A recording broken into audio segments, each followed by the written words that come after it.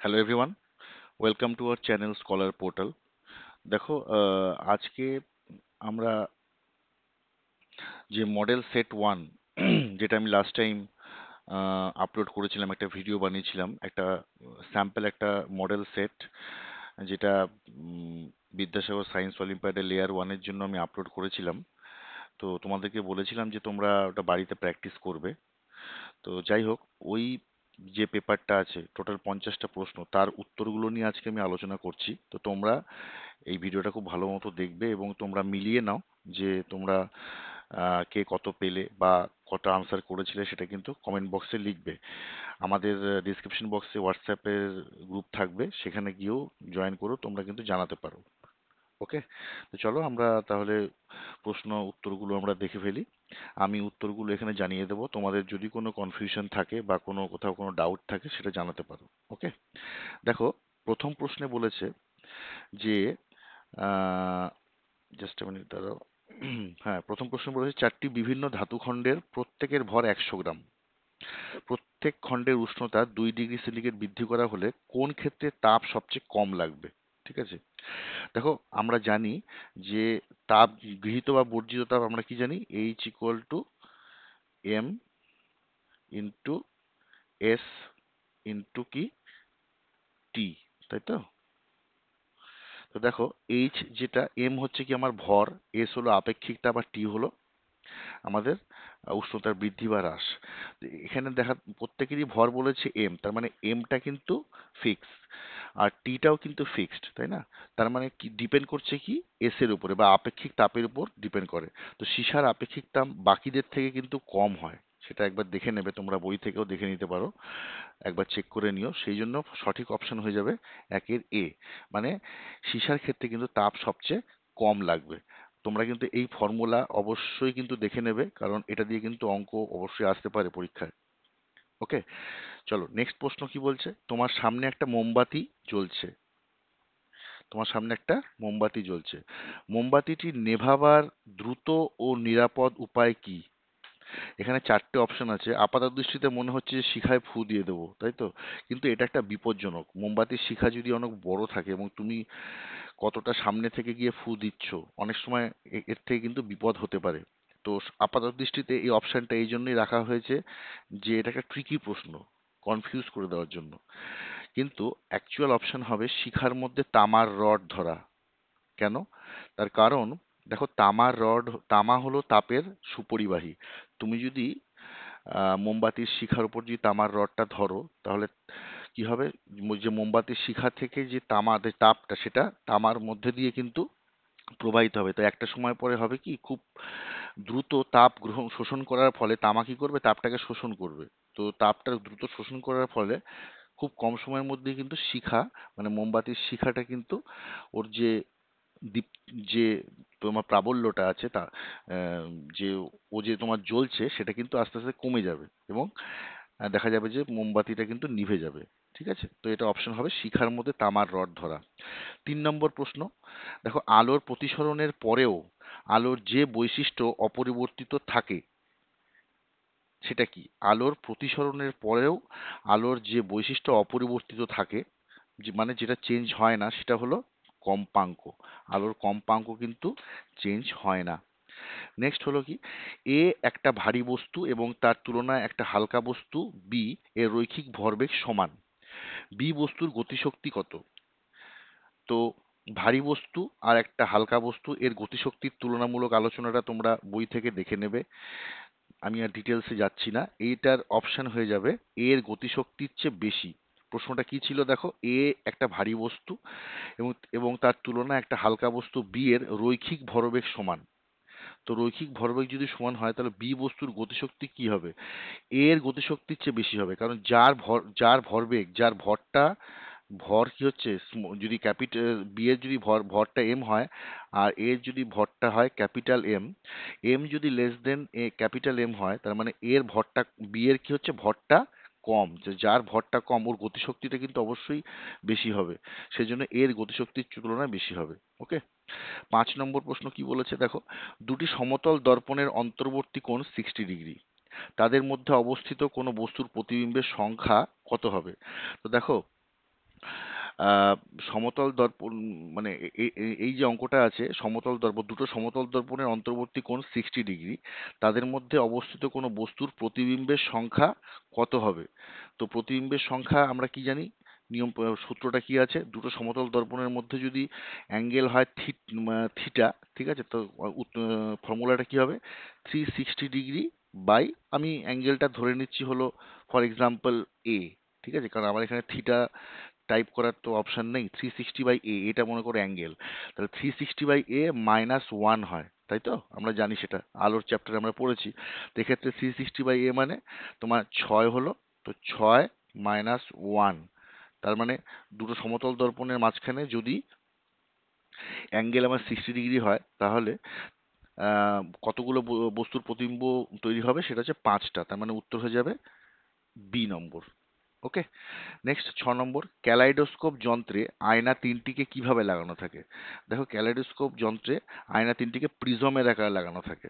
ওকে, next, একটি বস্তু সরল রেখায় স্থির দ্রুতি নিয়ে চলছে, কোন ক্ষেত্রে বলের প্রয়োজন হয় না? কোন ক্ষেত্রে বলের প্রয়োজন হয় না? সমবেগে গতিশীল যদি থাকে, সে বস্তুটি যদি সমবেগে গতিশীল থাকে, তাহলে তাহলে কি হয়, কোনো বলের কিন্তু প্রয়োজন হয় না। নেক্সট, সমবেগে চলমান কোনো একটা কণা সমবেগে চলছে, মানে ওর কিন্তু বেগের পরিবর্তন হচ্ছে না। তো বেগের যদি পরিবর্তন না হয়, তাহলে আমরা কি জানি, ত্বরণ শূন্য হবে। কেন? কারণ আমরা কি জানি, ত্বরণ এফ ত্বরণ এফ ইজ ইকুয়াল টু কি, বেগের পরিবর্তন, তাই তো, মানে ধরো v2 minus v1 by T, তাই তো, এটাই হচ্ছে ত্বরণ, মানে সময়ের সাথে সাথে বেগের পরিবর্তনের হারকে ত্বরণ বলে। কিন্তু এখানে যেহেতু সমবেগে চলছে, তার মানে আমাদের এই ওপরের পোর্শনটা কি হচ্ছে, জিরো হয়ে যাচ্ছে, কারণ এটা কোনো চেঞ্জ নেই। সেই জন্য এফ ইকুয়ালস টু কি হয়ে যাবে, এফ ইকুয়ালস টু হয়ে যাবে জিরো, তাই ত্বরণ শূন্য। নেক্সট প্রশ্ন দেখো, তড়িৎ আধানের একক কি? এটা একটা সিম্পল ইজি প্রশ্ন। তড়িৎ আধানের একক আমরা সবাই জানি, ইলেকট্রোস্ট্যাটিক একক বা ইএসইউ বলা হয় এটাকে, ইলেকট্রোস্ট্যাটিক একক তড়িৎ আধান। ওকে, ভোল্ট কিসের একক? তোমরা জানো, ভোল্ট হচ্ছে আমাদের বিভব প্রভেদ বা ভোল্টেজ, তাই তো, বিভব প্রভেদের একক। অ্যাম্পিয়ার কিসের একক? অ্যাম্পিয়ার হলো আমাদের কারেন্ট, বা মানে আমাদের যে ইলেকট্রিসিটি, যে কারেন্ট আছে, তড়িৎ প্রবাহ, তার একক। হুম, এবং জুলটা কি, জুল হচ্ছে তাপের একক, তাই তো। নেক্সট দেখো, 10 নম্বর প্রশ্নটা বলছে, কোথায় ভূচুম্বক ক্ষেত্রের প্রাবল্যের উলম্ব উপাংশ শূন্য হয়? ভূচুম্বক ক্ষেত্রের যে প্রাবল্য, তার উলম্ব উপাংশ শূন্য হয়। তো এটার উত্তর হয়ে যাবে চৌম্বক নিরক্ষরেখায়। চুম্বকের যে একটা চৌম্বক দণ্ড যদি দেখি তার নিরক্ষরেখায় যদি হয়, নিরক্ষরেখায় মানে ভূচুম্বক ক্ষেত্র যদি হয়, ভূচুম্বক ক্ষেত্র তার যে চুম্বকের যে নিরক্ষরেখা থাকে, নিরক্ষরেখায় এটা উলম্ব উপাংশটা শূন্য হয়। এটার একটা ক্যালকুলেশন আছে, যদিও তোমাদের সেইটা সিলেবাসের মধ্যে নেই, তবে প্রশ্নটা এখানে আছে। এটা পরবর্তীকালে তোমরা যখন হায়ার গ্রেডে পড়বে, তো সেইটা তোমরা দেখতে পাবে। তো এই প্রশ্নটা মনে রাখবে যে ভূচুম্বক ক্ষেত্রের প্রাবল্য যদি উলম্ব, তার অনুভূমিক উপাংশ থাকে, বাট উলম্ব উপাংশটা কিন্তু জিরো হয়। ওকে, নেক্সট দেখো, কেমিস্ট্রির প্রশ্ন আছে। দেখো, 10টা প্রশ্ন আমি তোমাদের বলেছিলাম, 10টা প্রশ্ন কিন্তু ফিজিক্সের থেকে এসছে। নেক্সট 11 থেকে হচ্ছে আমাদের কেমিস্ট্রির প্রশ্ন। তো দেখো, 11 নম্বর প্রশ্নটা কি বলেছে, সোডিয়াম থায়োসালফেট যৌগের সংকেত কত? তোমরা কিন্তু অবশ্যই ক্লাস 7-এ বা 8-এ টেক্সট বই পড়ার সময়, বা রায়মার্টিন বা যেই বই তোমরা পড়ছো, তোমরা কিন্তু অবশ্যই কিন্তু যৌগের সংকেতগুলো কিন্তু অবশ্যই কিন্তু না দেখে প্র্যাকটিস করবে। পরীক্ষায় অনেক সময় কিছু কমপ্লিকেটেড, যেমন ধরো সোডিয়াম থায়োসালফেট, তারপর আম, ধরো ব্লিচিং পাউডারের সংকেত দিয়ে দিল, অ্যালুমিনিয়াম নাইট্রেট, অ্যামোনিয়াম নাইট্রেট, তো এই ধরনের কিছু কিন্তু কমপ্লিকেটেড কিছু যৌগের সংকেত কিন্তু দিতে পারে। তো সুতরাং তোমরা কিন্তু এটা খুব ভালোভাবে কিন্তু মুখস্থ করে নেবে। সোডিয়াম থায়োসালফেটের সংকেত হলো Na2SO3, 11 বি। ওকে, নেক্সট 12 নম্বর প্রশ্ন দেখো, নিচের কোন জোড়টি পরস্পরের আইসো ইলেকট্রনিক? ঠিক আছে, নিচের কোন জোড়টি পরস্পরের আইসো ইলেকট্রনিক? আইসো ইলেকট্রনিক কি হবে, দেখো, ক্যালসিয়াম 2+ এবং ক্যালসিয়াম মাইনাস। তোমরা অবশ্যই হয়তো জানো যে ক্যালসিয়াম 2+ মানেটা কি, তোমাদের কিন্তু জানতে হবে 2+ মানেটা কি। 2+ মানে হলো, আমার ক্যালসিয়ামের যে ইলেকট্রন বিন্যাসটা যদি আমি দেখি, ঠিক আছে, তো ক্যালসিয়াম থেকে কিন্তু দুটো ইলেকট্রন বেরিয়ে গেছে, বেরিয়ে গেলে 2+ হয়।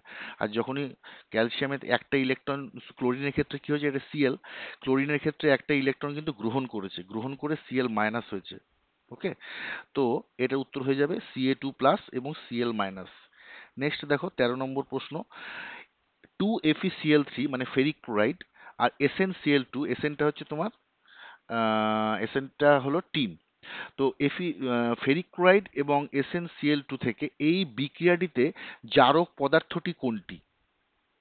এই বিক্রিয়াতে জারক পদার্থ কোনটি? দেখো এখানে অপশন হয়ে যাবে, এটা উত্তর হয়ে যাবে 13 ফেরিক ক্লোরাইড।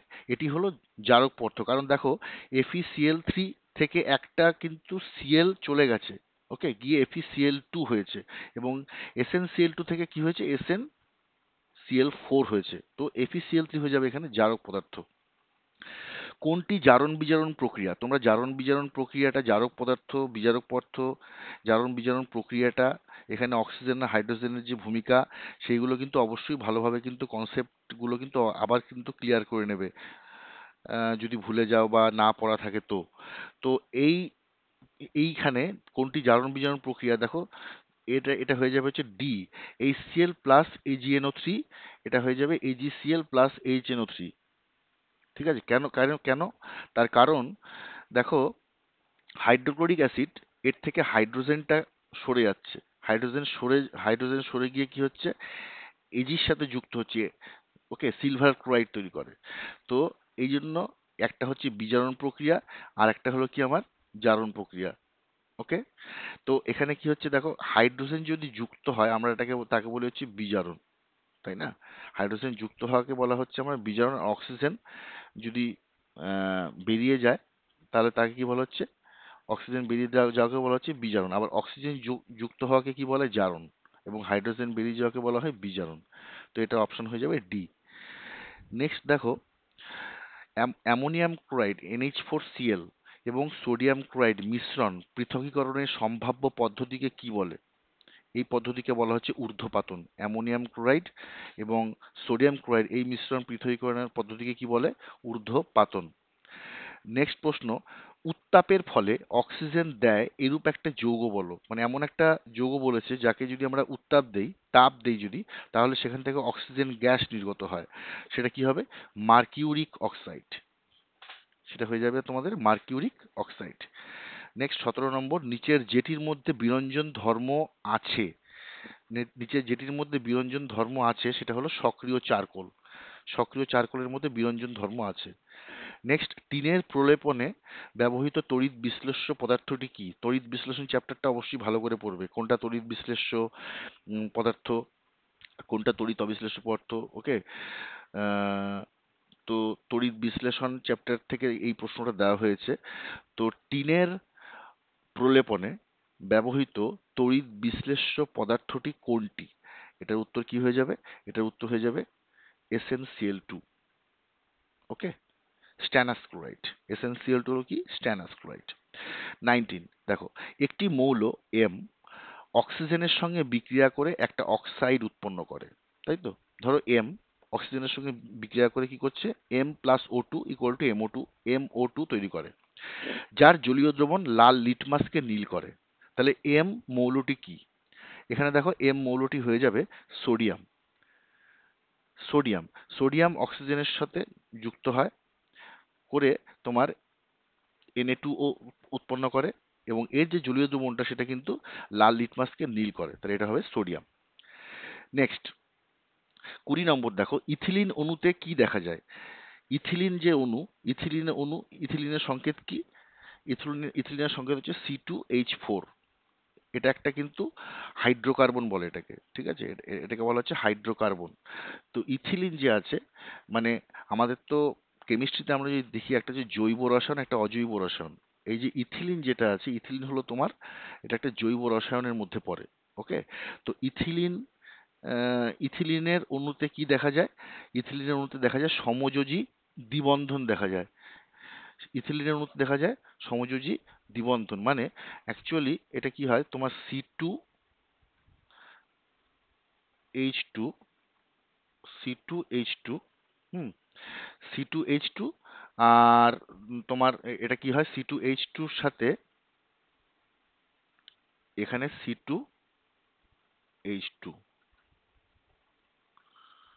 ওকে, তো এই যে বন্ধনটা, এই বন্ধনটাই হচ্ছে তোমার আহ, সমযোজী দ্বিবন্ধন। ওকে, এটা আমি ভুল করলাম, এটা অ্যাকচুয়ালি হবে CH2।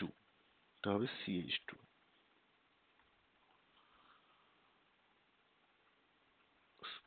C2CH2। ওকে, মানে C2H4 অ্যাকচুয়ালি সংকেত। ওকে, তো এই আমাদের 20 পর্যন্ত আমাদের ফিজিক্যাল সায়েন্স হয়ে গেল। এবার 21 থেকে যে অঙ্কগুলো রয়েছে, 21 থেকে আমি কয়েকটা অঙ্ক অলরেডি আমি করিয়ে দিয়েছিলাম, আমার অন্য একটা ভিডিওতে আছে। যদি না দেখে থাকো তো আমার ভিডিও ডেসক্রিপশন বক্সে লিঙ্ক থাকবে, বা আমার চ্যানেলে গিয়েও তোমরা দেখতে পারো। আমি এখানে সেই প্রশ্নটা নিয়েই আলোচনা করছি, যেই প্রশ্নটা আমি কয়েকদিন আগে স্যাম্পল মক টেস্টের জন্য আমি দিয়েছিলাম, মানে একটা স্যাম্পল প্র্যাকটিস সেটের জন্য। তো আমি জাস্ট এখানে উত্তরগুলোকে দাগিয়ে নিচ্ছি তোমাদের। তোমরা যদি করে থাকো তার সাথে মিলিয়ে দেখবে, কোনো অঙ্ক যদি বুঝতে অসুবিধা হবে, না পারো সেটা জানাবে, আমি তোমাদেরকে সেটা সলভ করে জানিয়ে দেবো, ঠিক আছে? তো দেখো 21 নম্বরের যে অঙ্কটা রয়েছে, বিদ্যালয়ের নবম শ্রেণী বার্ষিক পরীক্ষায় 100 জন ছাত্রের গণিতের নম্বরের গড় নির্ণয় করার সময় ভুলবশত একজন নম্বর 56 স্থলে 66 করা হলো, তাতে গড় পাওয়া গেল 50। প্রাপ্ত নম্বরের প্রকৃত গড় কত? এইটার উত্তর হয়ে যাবে 49.9। তুমি দেখে নেবে, এটা সলিউশন আমি করে দিয়েছি। তারপর পরের যে অঙ্কটা 22 নম্বর, 3 into A square plus B square plus C square equal to A plus B plus C whole square হলে এর মধ্যে কোন সম্পর্কটি সঠিক? তো এটার যে উত্তর হয়ে যাবে সেটা হবে A equal to B equal to C. তারপর 23 নম্বরের যে প্রশ্নটা রয়েছে, 23 নম্বরের প্রশ্নটা, এটা উত্তর হয়ে যাবে a into p minus p to the power 1 is equal to q minus q to the power 1। Next 24 নম্বরের যে প্রশ্নটা রয়েছে, 24 নম্বরের উত্তর হয়ে যাবে 16.77। তোমরা কিন্তু প্রত্যেকটা অঙ্ক কিন্তু করে নেবে এবং আমার উত্তরের সাথে মেলাবে, কোনো ডাউট থাকলে জানাবে অবশ্যই, ঠিক আছে? 24-এরটা হবে এ। 25 নম্বরের যে প্রশ্নটা, এটা খুব ইম্পর্টেন্ট প্রশ্ন, এটা একটা জিওমেট্রির থেকে দিয়েছে। তো 25 নম্বরের যে উত্তরটা হবে সেটা হবে তোমাদের সি, 180 ডিগ্রি। ওকে, 25 নম্বরটা হবে 180 ডিগ্রি। 26 নম্বর, ত্রিভুজ এবিসি এর angle A plus C 90 degree, B plus 2সি হলো 180 ডিগ্রি হলে ত্রিভুজের প্রকৃতিটা কিরকম হবে?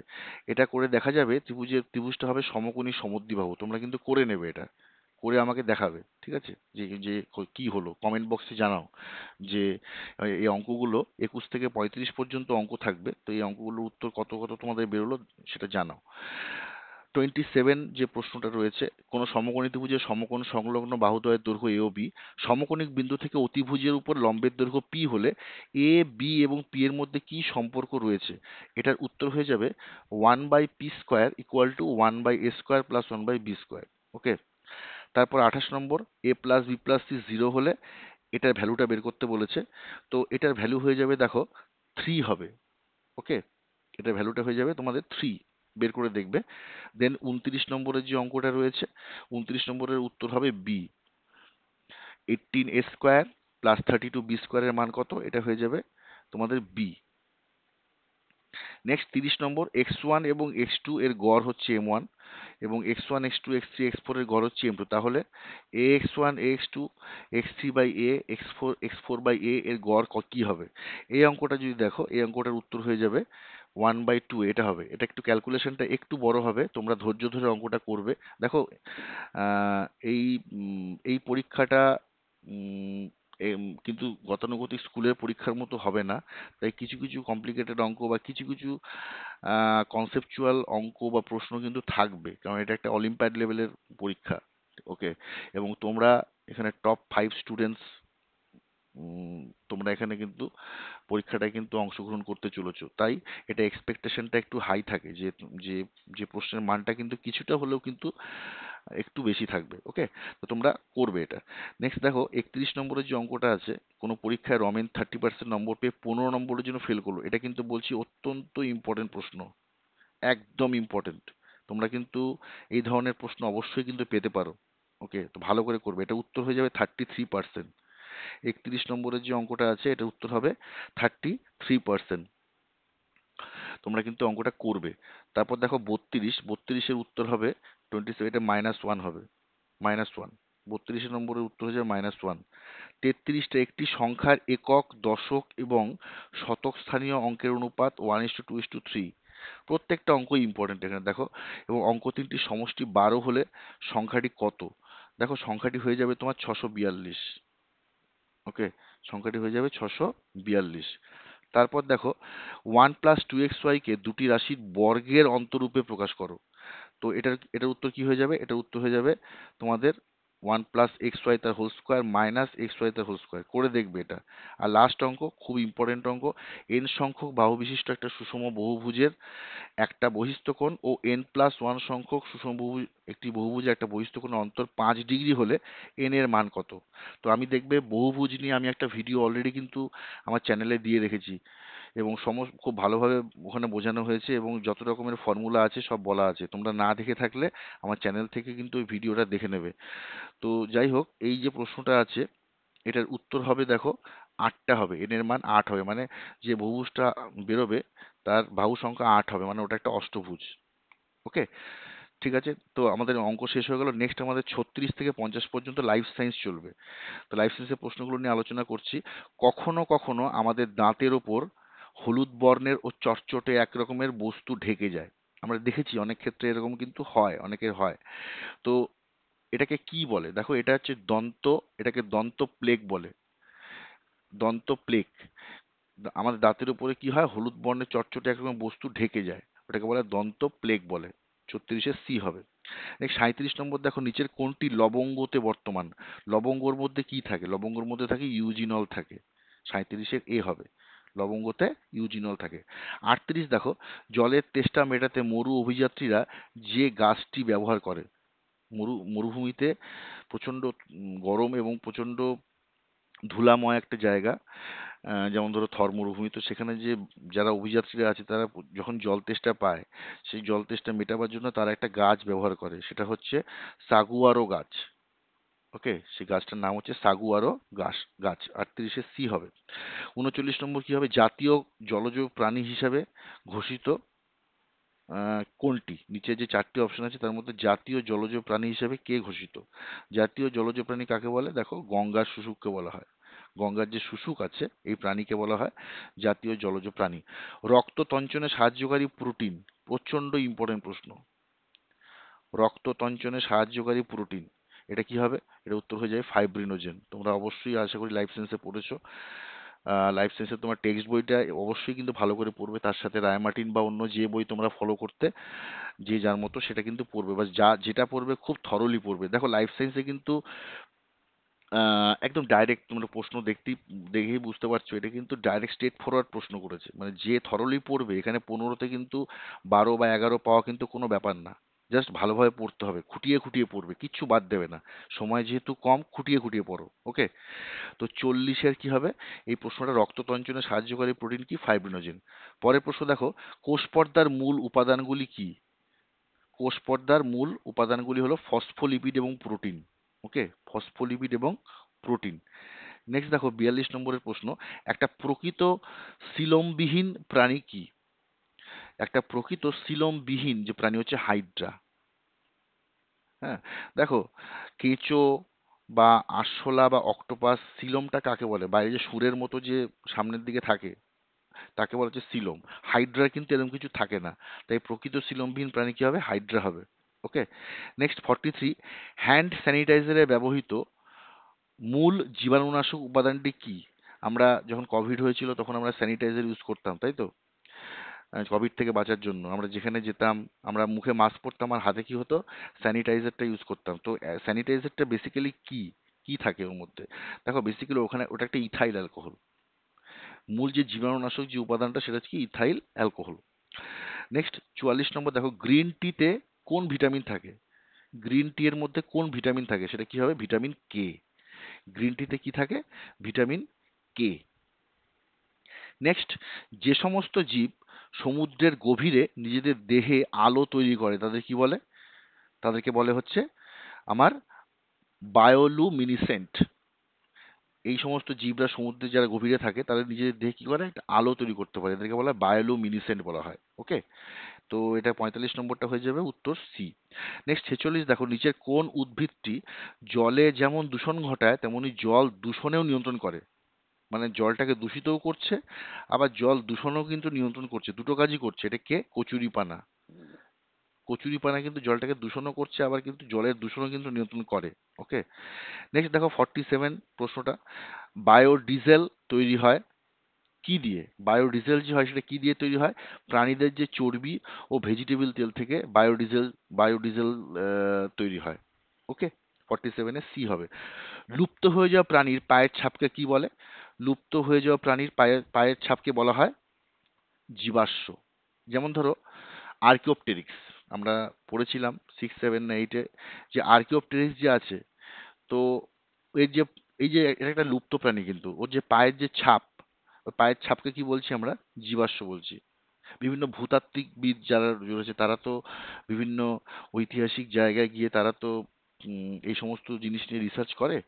তো পায়ের যে ছাপ একে বলা হচ্ছে জীবাশ্ম। ওকে। নেক্সট দেখো 49, বর্ষাতি জলের পাইপ এবং ইলেকট্রিক তারের আবরণ তৈরিতে, বর্ষাতি জলের পাইপ এবং যে ইলেকট্রিক যে তার, তার আবরণ তৈরিতে কি ব্যবহৃত হয়?